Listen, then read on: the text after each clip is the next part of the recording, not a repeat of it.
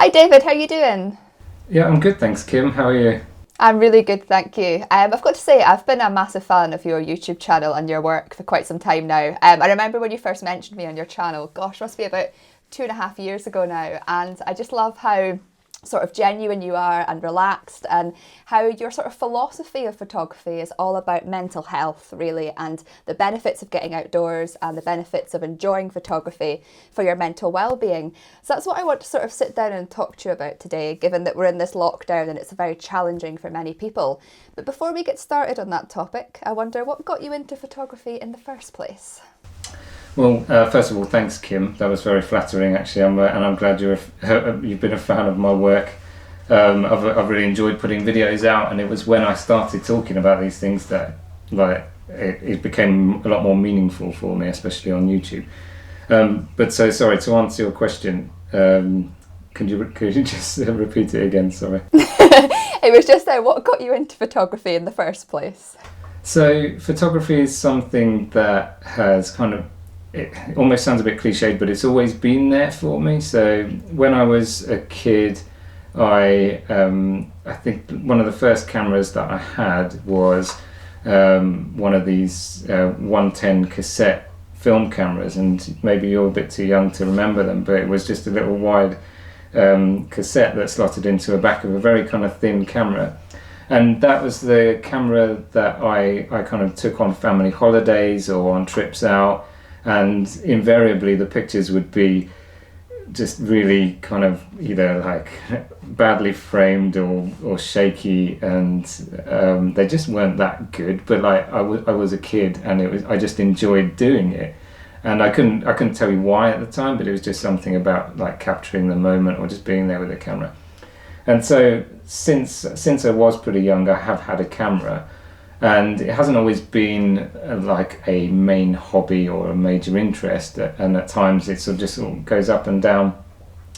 But throughout the years, I picked up different cameras at different times and just kind of got into using them. And then when I went to college, so when I was around about, I guess it was like 16, 17, I did photography as part of my course, and it was doing film photography in a dark room. And for that, we needed to be able to provide our own SLR camera, and so I borrowed my dad's, which was a Pentax ME Super, and then he kind of handed that over to me because he wasn't really using it anymore. And doing that kind of photography and learning more about cameras and more about what you can do with a camera and the different effects of different settings, I actually really got into it. And so I guess it's from that point on that I was really interested, and I really enjoyed photography. But then after that point, there were moments where it would just drop off, and I wasn't taking many photos, or I would buy a different camera or sell a camera, and then it just kind of like came and went. And then that's sort of the brief history of how and why I got into photography. And then as I got older and travelled a bit more, then I started getting digital cameras, and yeah, I've kind of got to this point now where I'm doing it as a profession and as a hobby. So It's funny because your professional side of your photography work is more through the use of taking photos of like products and, you know, sort of property and that kind of stuff. But on your YouTube channel, what I love so much is that you go outdoors and delve into nature, and you're very open about the mental health benefits of getting out into nature. So how does the photography that you do for your YouTube channel especially help you deal with the struggles in life? so it was something that really became apparent to me at a point a few years ago now, when my mum got sick and she sadly passed away, and I had put down my camera for quite some time after that point, or during her sickness. Basically, I hadn't really touched a camera, and then that after a while, and when I was feeling incredibly down, and I was depressed, and I was having panic attacks and that kind of thing, I did pick up my camera again, and I decided to go out one morning, and it was I think it was in January, so it was very frosty and it was very cold, and I went to somewhere close by just with my camera, early in the morning, well, early as it is in winter for sunrise, but it was as the sun was coming up, and it was a very nice and misty morning, and there were the colours out there were very blue down close to the ground, and they were getting slightly pink as above the mist as the sun rose, and it was just so amazing and so beautiful. And I realised that whilst I was doing that a lot of what I'd been thinking about, a lot of what had been going through my head, just kind of wasn't there. It had completely been replaced by this complete involvement with the image that I was taking, or the scene that I was just looking at. And I don't know, I just, at that point, and it sounds really corny in a way, but at that point I remembered how beautiful the world was around me. And before that, for quite a while, and it was even before my mum had got sick and I started to get even more depressed, but as I was working and just kind of getting on with life, I had, like, everything in the world had passed me by, and I didn't really notice it. But at that moment, in that morning, I did, and it was incredible. But then from that point, it was just something that really became a part of what I did, and it became a real recuperation and just a rehabilitation of life for me, because I would go out with my camera and I would notice the birds tweeting, I would notice just the nuances of light against tree trunks, and I would notice how the grass was swaying in the breeze, and all of these things were just so incredible. And as time went on, I kind of realized that it was akin to what a lot of people refer to when they're talking about mindfulness, and you're becoming very present in the current moment. And so that very mindful approach that I was taking with my photography was really having a very positive effect on my mental health. And you couple that with the fact that you're going out, you're walking, you're getting a lung full of fresh air, and you're just feeling good because of that, and you combine it with some beautiful scenes and then some amazing pictures that you come away with it. Okay, I say amazing, it's not that I always captured amazing pictures, but you come away with pictures that serve as a memory to that, and it was just this kind of cycle of making me feel good. And yeah, and so now I realise that when I do go out with my camera, it is all about just kind of being present, being there and observing what there is around me. If you go out with a camera with a very intentional outset of capturing something beautiful in nature, then you cannot do anything but pay attention to what's around you, and that is a huge benefit. And I think that, I know that answer's maybe gone on a little bit of a long time, but there's more that I can add if you'll permit me. You definitely can, David, because, do you know, one of the things, I can really resonate with what you're saying. Like, a lot of people don't know this about me, but I've battled with anxiety and depression since my mid-teens. And for me, actually, one of the reasons I got into photography was that, you know, that being present and that sort of mindfulness and really tuning into nature around you. And I think that's one of the things I love so much, or why I connect with your videos so much, because I find it really humbling and eye-opening and just beautiful to see somebody speak so honestly about how nature allows them to sort of help with their mental health, and how present you are when you're out and about with your camera. I find it so captivating to watch, because I can really resonate with what you say in your videos, which is exactly what you've just sort of explained there. Yeah, I mean, you and I are not alone either, Kim, because there's lots of people that I have spoken to over the past few years who are in a very similar position, and I get it that there's quite a lot of people that aren't willing to talk about how they feel and how they how life is going for them in a public forum. It's kind of not the done thing in general, I guess, but there's people who've contacted me through social media and just to give me a hats off, because they're saying that it's been exactly the same for them. And yeah, we're not alone. There's lots of people who go through all sorts of similar feelings and emotions and mental health issues, and photography has found them. They found photography, whichever way around it is, and it's been like a lifesaver in some cases. And going on to that, actually, you had a sort of mini series on your channel last year where you met up with people who do photography who also battle with mental health issues, and they have found solace and peace from their photography, and it's really, really helped them with their mental struggles. How did you find meeting these other people and sort of learning their stories and connecting with them? If I'm totally honest, it was a lot harder than I was expecting it to be. The reason being is, well, just taking a few steps back with what I was saying. I have had people contacting me social media and telling me these things. Some of those people, when I thought of coming up with this video series, I reached out to them and asked them if they wouldn't mind or if they wanted to take part in a video of mine to talk about it. And so that's kind of how that series was born. And then I did go and visit some people. I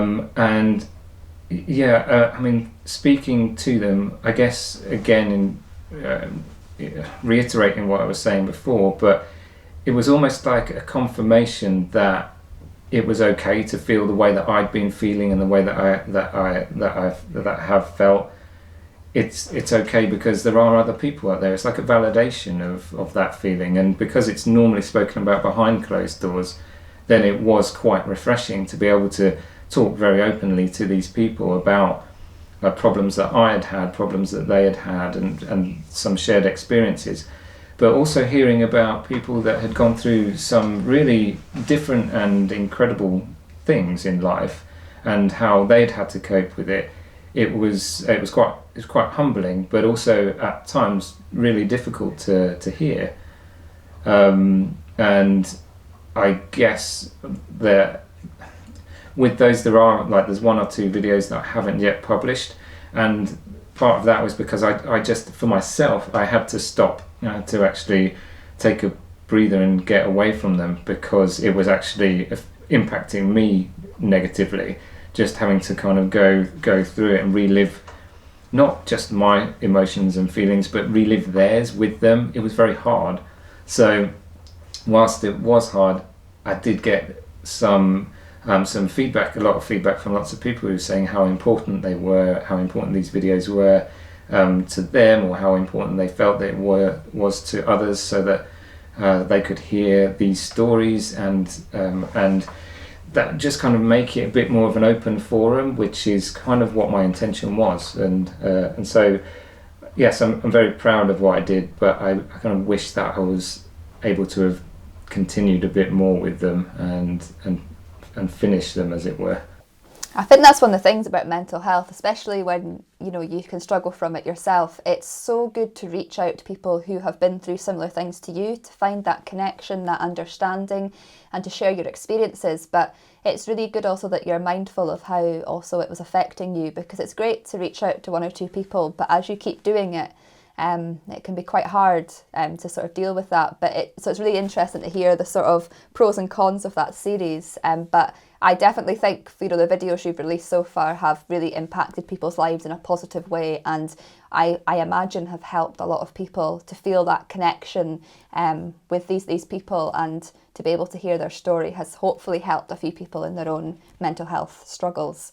And one thing you've done this year, so obviously you've sort of taken a step back from YouTube recently, but sort of to boost your creativity and sort of keep your spirits up, one thing you've been doing is your 365 challenge on Instagram.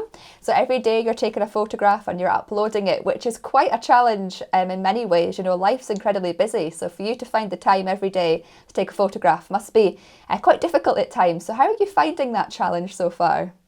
So it's kind of interesting you say that it's about finding the time, and that's kind of an excuse or a reason that we all give at times, that we decide we want to do something or be in more proactive stuff, and before we actually opened up the call for broadcast on the cameras, you and I just spoke about like being busy and like finding the time to do X, Y, and Z.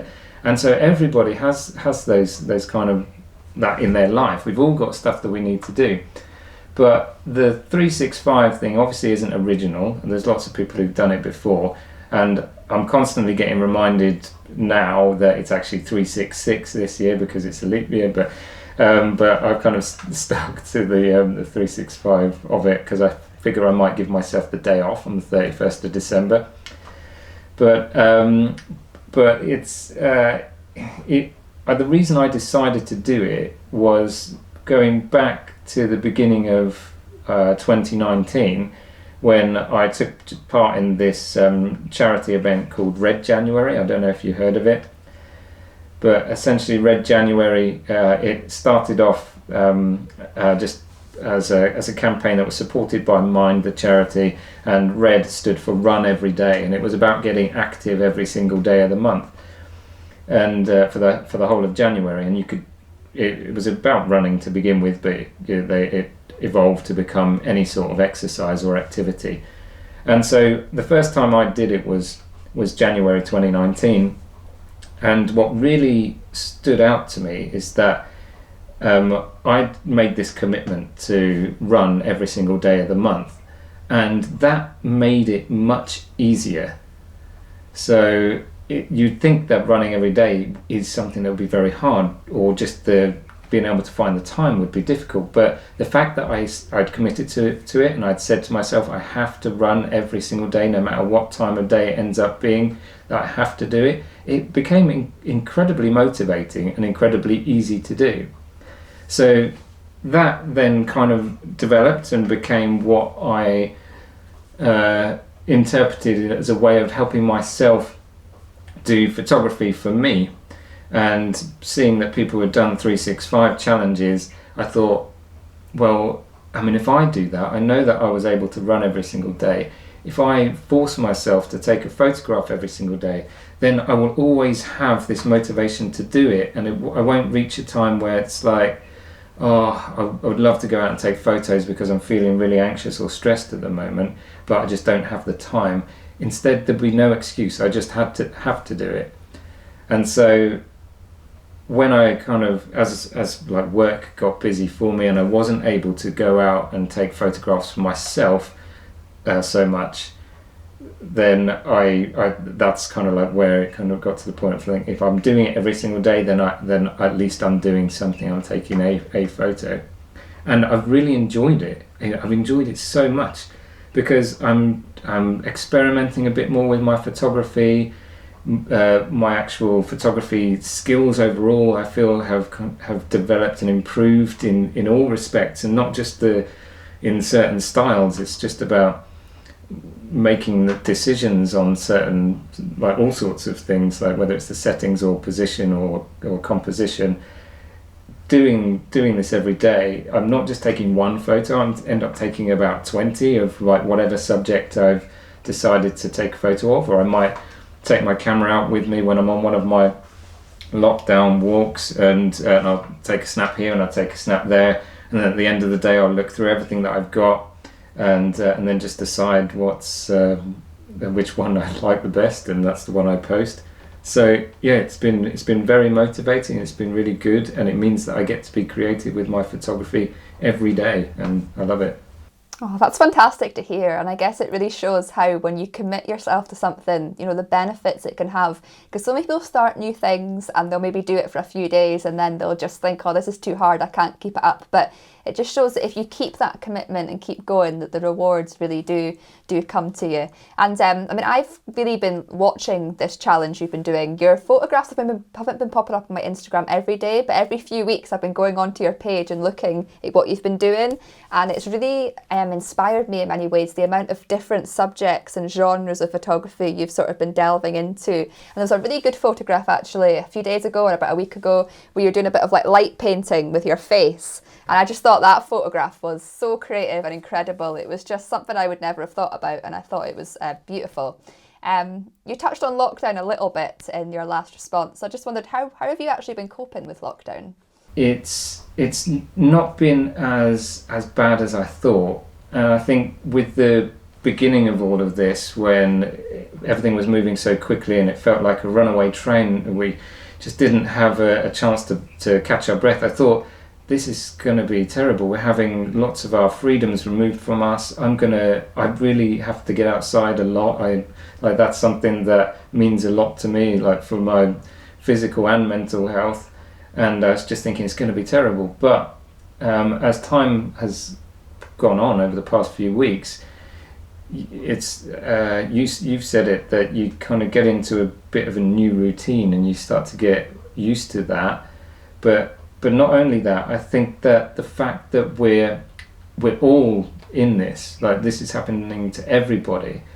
So at times when you're feeling depressed or you're having issues where you are feeling anxious about crowds or going out and doing this and that, that is just you. That's a very kind of insular feeling. It's just it's not the world, it's you. Whereas this way around, it's like the world is having this problem, and so we're all going through it as a shared experience, and that is, in a funny sort of way, comforting. Do you know what I mean? Definitely. I found that as well. Like some days where I've started to panic or feel a bit down, I've just reminded myself, we are all in this situation. There's going to be people out there who are struggling with this a hell of a lot more than I am. But it's just like we are all in this together, and it sort of makes you think of new ways to connect with people and new ways to sort of live your life, and like just having that shared thing. It's not just the UK, it's the whole world. We're all going through this together, and it can be quite comforting in many ways to sort of know that. Have you found that photography has sort of helped you in some ways, especially with your challenge you're doing to sort of get through lockdown? Yeah, definitely. Mainly because, like, my current situation, I'm lucky in the sense that I have my family around me. I've got my wife and daughter, but and I know there's lots of people who either live alone or they don't have a group around them, immediate group or family members around them, and that can be really tough. So I'm lucky in that sense, but at the same time, it's a kind of environment that can drive you a bit like crazy, because you're not used to spending all this time with each other, and you end up kind of bickering, and you end up it can be like, I live in a relatively small house, and when you're in that close proximity with people for prolonged periods of time, you do need a bit of space of your own. And through taking photos, it means that I've gone out and exercised either on my own with my camera to take pictures, and that's given me a bit of headspace from everything else that's going on right now, and again, I'm getting the same kind of experiences that I've always had with taking photos, which is that being very very mindful and very present with what it is that I'm photographing. And so before we got on this call now, and I will have to be honest, not all of my 365 photos are that good. There's some which have turned up really badly, and some of them which are kind of like last minute, just before I'm about to go to bed kind of images.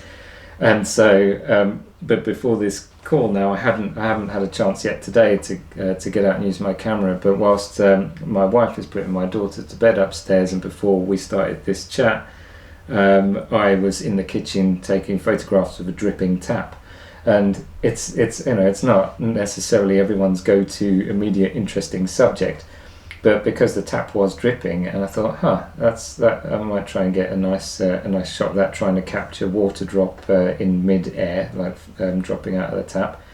And so when I don't know exactly how it is for everybody, but when I am taking a photograph, I am in the zone. I can completely lose everything around me, like I said, and it becomes like this complete distraction from anything that's going on, and so I can lose a lot of time in doing it. And I would have easily spent 20 minutes photographing this drip again and again and again. You start to learn like the shapes it makes, all of the trail of water drops that it makes. And so 20 minutes, it seems like maybe a long time to take one photo that's incidentally not come out that great, but it's 20 minutes of just like complete, like, clear your head and just like get lost in the world of taking a photo. It's helped me a great deal, I'd say, throughout this. But I would be lying to say that it was all thanks to photography, because there's lots of other things that I've been doing to keep myself like well and healthy, and but yeah, photography has played a considerable part in it. Oh, it's really good to hear that photography's played a part in helping you through this. And even though you're saying that some of your photographs haven't turned out that good, that's part of the process. You're probably taking photographs of things that you normally wouldn't think twice about photographing, both for this challenge and because we're sort of constrained just now with this lockdown. But just trying these new genres and these new subject matters, you can learn so much from them and discover a new style of photography that you'd never thought about before. I mean, for me personally, I've been delving into the world of macro photography during lockdown and taking photographs in my garden of things which I normally would just have walked straight past. But because I can't get out to these vistas and these gorgeous landscapes I normally would be, opening my eyes up to these new opportunities has been it's been incredible, really, really incredible. And with that, what I've just said, is there any advice that you would sort of personally give to anyone who's used to being out and about with their camera, exploring the landscapes and the countryside, who's maybe struggling just now with their mental health because they can't get out? Is there anything you'd say to them to sort of help them get through this? Yeah, I think there's probably quite a few things that I could give as advice, but it's tough because whilst I say that lockdown has been not as bad as I thought, and I've been keeping myself well here and there, of course I've had days where I've just felt like completely hopeless, and that this is going to go on a lot longer than I was thinking, and there's just these kind of scary moments. But so I like everybody, I've had these tough times, but there are things that I've kind of tried and tested through experiences in my life so far already, which I know work for me. And whilst they might not work for everybody, then it may be something that people can try. And one of the main things, I think, is to keep yourself occupied. And there's all sorts of ways you can keep yourself occupied. Lots of people right now with young children who would have used to have used photography as an escape from like just kind of their normal jobs or their family life.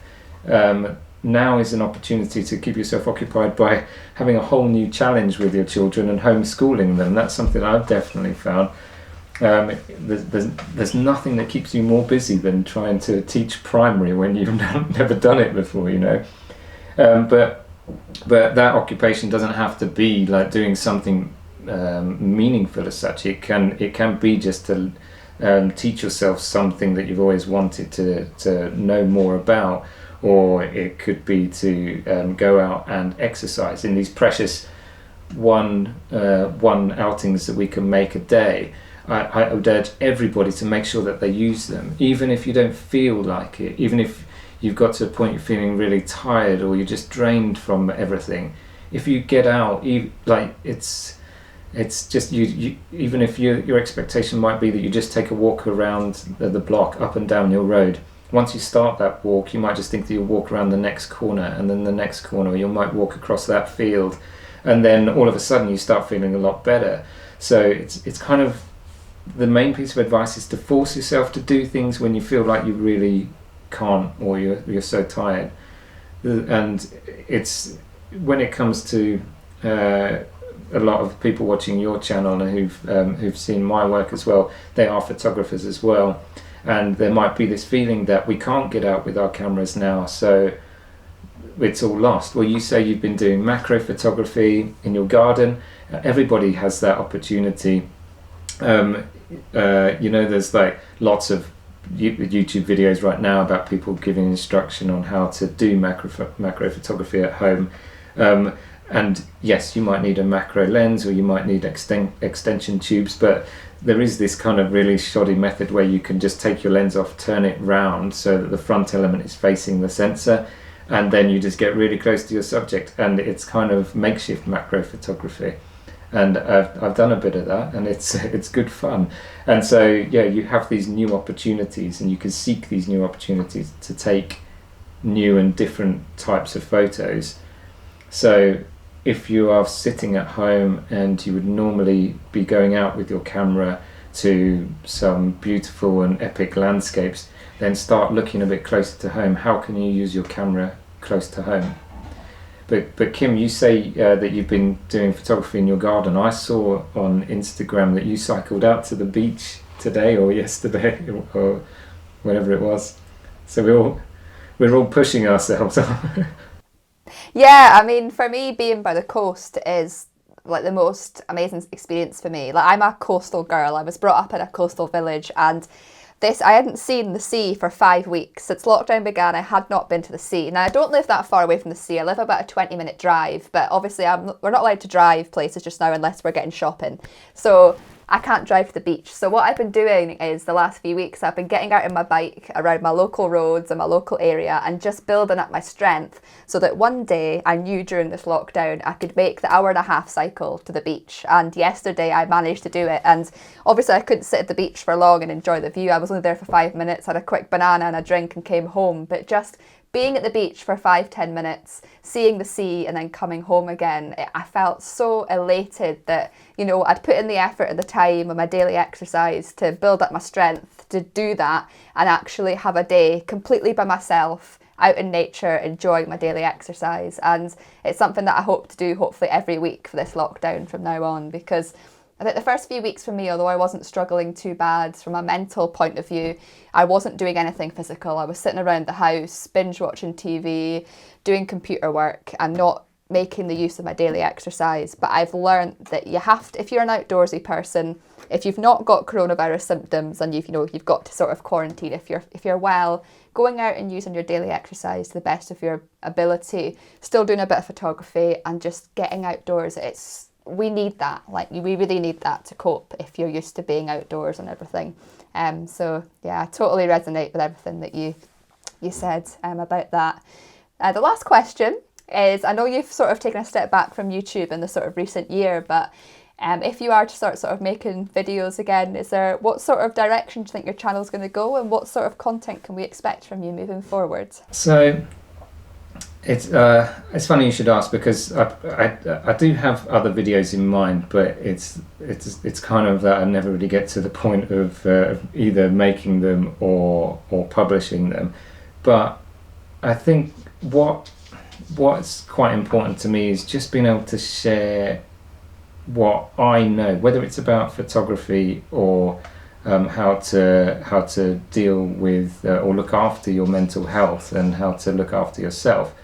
So I think that I really want to make a few more videos that are going down that path and seeing how well they're received, because my channel did begin a long time ago with me just setting out and starting off in a professional photography career, but I very quickly just started to do landscape photography videos, and so a lot of people who joined my channel were interested in that, and of course a lot of my videos will be landscape photography videos, but there's also lots of other stuff or things that I want to say that are not necessarily related to either landscape photography or even photography. So more videos in that vein, I think. That's good. That's really good. I always say it's good to sort of branch into different areas and do what you sort of enjoy doing. Don't feel like you have to keep your channel to one thing. And I'm really looking forward to seeing sort of where your channel is going to go in the future, because I find your videos very relaxing, very engaging, and I can really, really relate to everything you say. So yeah, I thank you for all the videos you've made so far, and I look forward to seeing what's going to come in the future. I just want to say a huge thank you for taking the time out this evening to speak to me, David. I really, really appreciate it, and I wish you all the best with the rest of lockdown, and I hope you and your family will continue to stay safe. Oh, thanks, Kim. I really appreciate that, and I hope that you keep safe and well too, and you get to the beach weekly. Thank you very much, David. I'll see you later, and yeah, take care. All the best, Kim. Cheers.